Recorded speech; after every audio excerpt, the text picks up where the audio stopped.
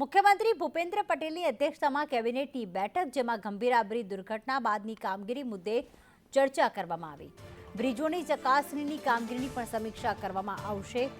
Road રસ્તાના સમારકામની પરિસ્થિતિ સંદર્ભે પણ ચર્ચા કરાશે. હિરેન અમારી સાથે જોડાઈ ગયા છે. હિરેન, કેબિનેટની બેઠક કયા મુદ્દે ચર્ચા કરવામાં આવશે?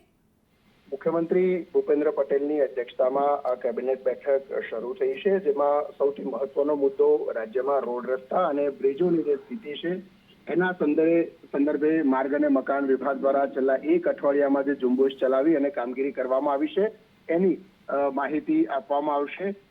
ગયા અઠવાડિયે એટલે કે ગયા બુધવારે ગંભીરા બ્રિજ તૂટ્યા પછી 21 લોકોના મૃત્યુ થયા હતા અને એ ઘટના પછી આખા બ્રિજો આ પ્રકારે તપાસ કરવામાં આવ્યા હતા, જેમાં લગભગ 90થી આસપાસના જે બ્રિજ છે જેમાં ગંભીર હતા, ડાયવર્ઝનની જરૂર હતી, એ પ્રકારના બ્રિજ હતા અને એમાં સરકારે આ ડાયવર્ઝન માટેની સૂચના આપી હતી. આ ઉપરાંત હાલ ટેકાના ભાવે જે ખરીદી વગેરેનો વિષય છે એ અને નીતિ વિષયક બાબતો આવનારા ઓગસ્ટ મહિનામાં મળનારું વિધાનસભાનું સત્ર, આ વિષયો પર ચર્ચા થશે.